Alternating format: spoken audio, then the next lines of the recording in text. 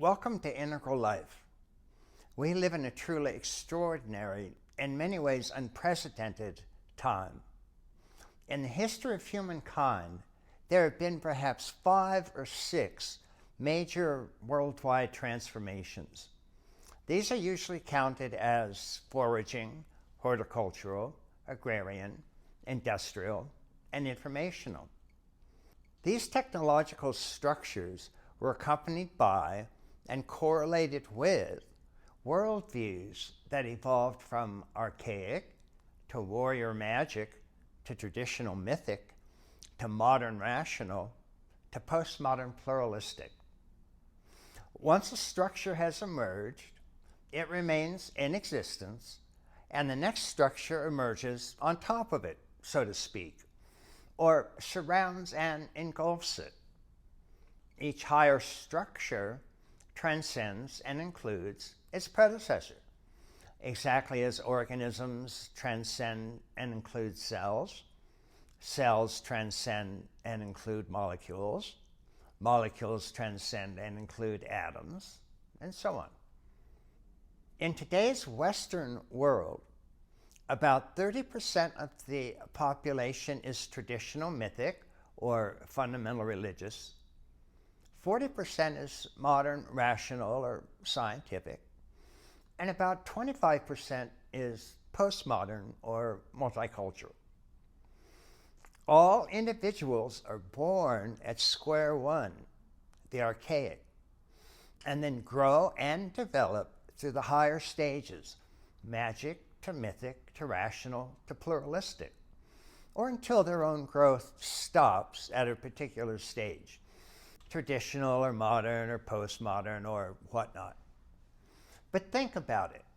In all of humanity's hundreds of thousands of years of evolution, only these 5 major evolutionary stages occurred, taking us from our original archaic stages close to the great apes, to our foraging, our hunting and gathering stage, starting around 100,000 years ago, to our agricultural stages, horticultural, which is done with a simple digging stick or hoe, starting around 10,000 years ago, to agrarian, with heavy animal-drawn plow, starting around 4,000 years ago, and marking the beginning of the great empires around the world: Greek, Roman, Aztec, Mayan, Inca, Mongol. These dominated until the emergence of the modern scientific worldview, beginning especially with the Renaissance and culminating with the Enlightenment, the beginning of the modern era.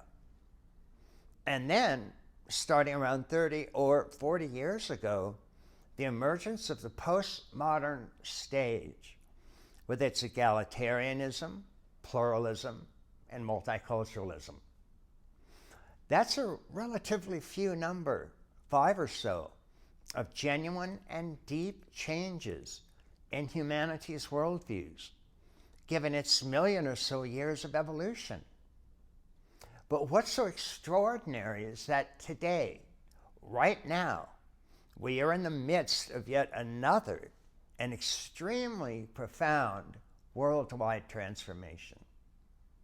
Just getting started, it is the actual nature of this transformation that makes it so remarkably unprecedented.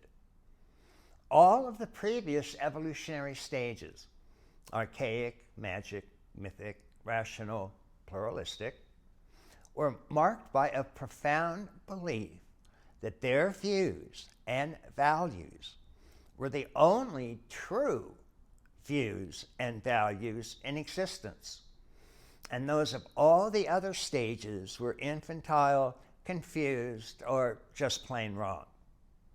Modern scientific view, for example, feels that the mythic traditional religious view is infantile, nothing but variations on Santa Claus and the Tooth Fairy,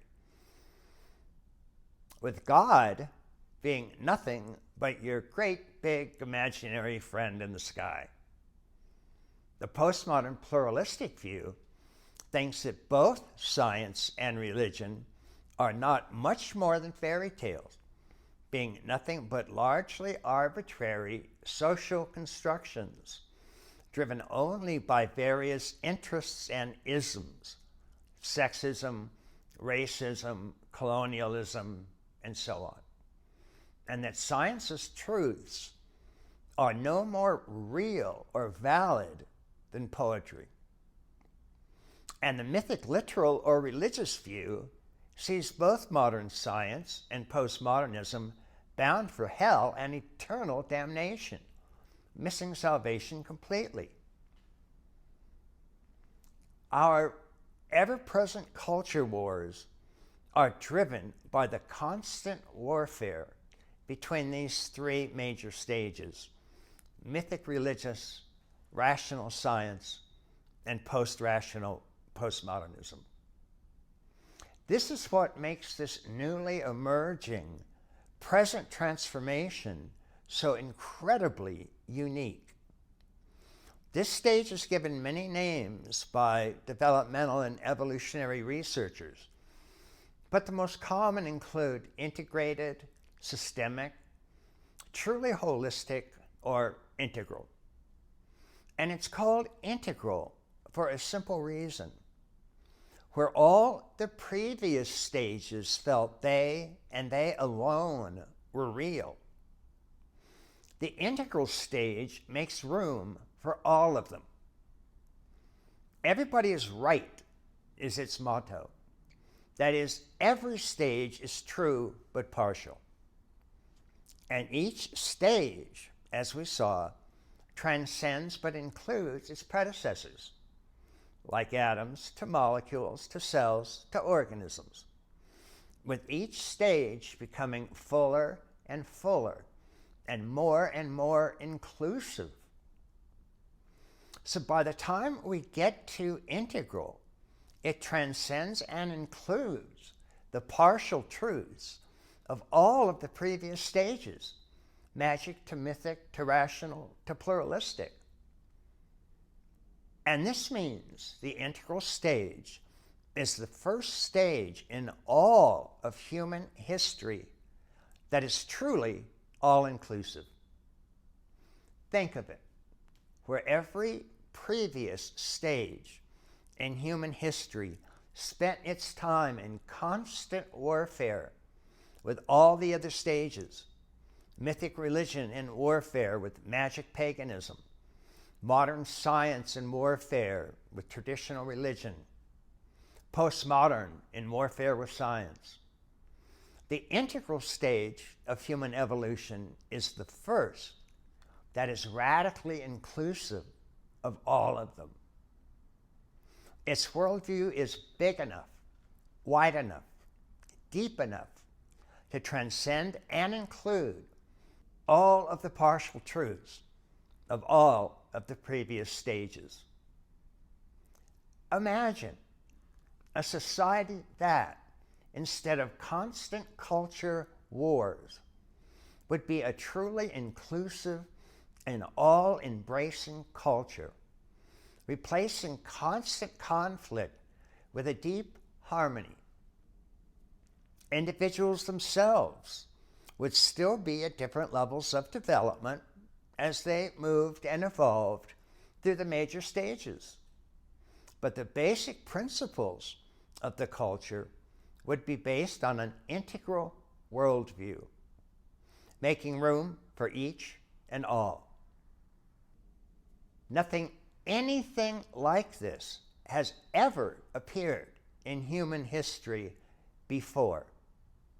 It's astonishing, unbelievable, wild, and remarkable. And it will remake human nature and culture as we know it. Now, as I mentioned, we are just now at the beginning edge of this integral transformation. Research studies show that around 5% of the population has reached the integral stages. But there's a curious event that has marked evolution from the start, and it gives us great hope that we might be feeling the results of this integral transformation sooner rather than later. Namely, the fact of what's known as a tipping point. Because what seems to happen is that when around 10% of the population reaches the leading edge of evolution, the entire culture starts to adopt many of its values. For example, when 10% of the population reached the modern scientific stage, we saw the French and American revolutions, the end of slavery, and the rise of representative democracy. Every previous stage had some form of slavery. But part of the modern stage's inherent beliefs are that humans should be treated fairly, regardless of race, color, sex, or creed. And in a mere 100 years, from 1770 to 1870, slavery was outlawed by every modern rational society the world over. Now, only 10% of the population was actually at the modern stage, which believed in freedom. And yet that was a tipping point that spread the ideas of freedom throughout the entire culture, ending slavery. Likewise, in 1960, only about 3% of the population was at postmodern. But by 1970, it was 10%, and soon 20%. This tipping point set off the entire revolution we think of as the 60s, which included sexual equality, ecological sensitivity, the entire civil rights movement, all driven by the postmodern structure, even though only 10% of the population was actually there. Its values somehow seeped down and permeated the entire culture.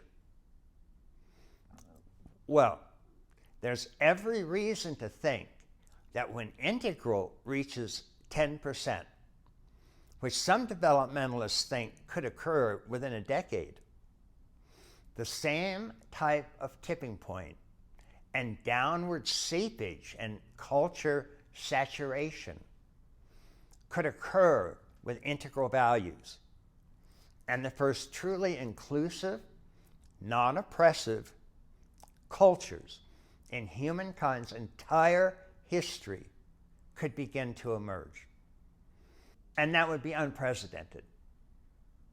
The world will have never seen anything like this. And you could be a direct participant and co-creator of this extraordinary transformation. One thing is certain: this integral transformation is coming just in time. For the first point in human history, most of humankind's problems are now global, world-centric, or planetary in reach, and actions taken by single nations are useless. Take global warming, for example. If one nation, say the US, cut its carbon emission completely, this would have virtually no major effect. It's a worldwide problem, an integral problem, and virtually all nations must participate in the solution if it is to work at all. The same with all the other wicked problems facing us, from global warming to global economic meltdown to global terrorism to global overpopulation. These are all global, systemic, planetary, integral problems, and they demand integral solutions. Piecemeal, partial, fragmented approaches not only don't help, they hurt. The integral framework is emerging just in time to tackle these integral problems. And the sooner individuals adopt integral thinking, the greater our chances are for heading off these truly wicked problems. All of these factors add up to make today's times truly extraordinary, even radically unique, for both truly positive and exhilarating reasons, as well as negative and deeply problematic ones. And all of them center around what can only be seen as integral issues. We stand truly on the evolutionary edge that, for the first time in all of humankind's history, is profoundly inclusive, comprehensive, all-embracing, all-encompassing. And this integral transformation touches everything that exists. We're seeing the rise of integral medicine, integral education, integral economics and business, integral politics, integral architecture, integral law and ethics, integral spirituality and religion, and integral culture itself, reaching all the way down into the very makeup of those individuals who are themselves a part of this integral transformation. And that almost certainly means you. For those of you who are part of this growing 5%, the world looks very different to you.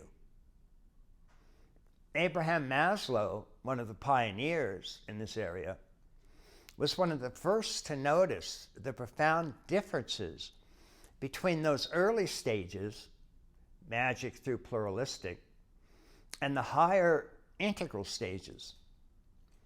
The earlier stages are driven by what Maslow called deficiency needs. I'm hungry, I lack food, I get food, and hunger deficiency temporarily ends. I lack safety, I search for it. I lack belongingness, I seek it out. I have low self-esteem, I look for it. These are all needs and motivations driven by lack, by deficiency.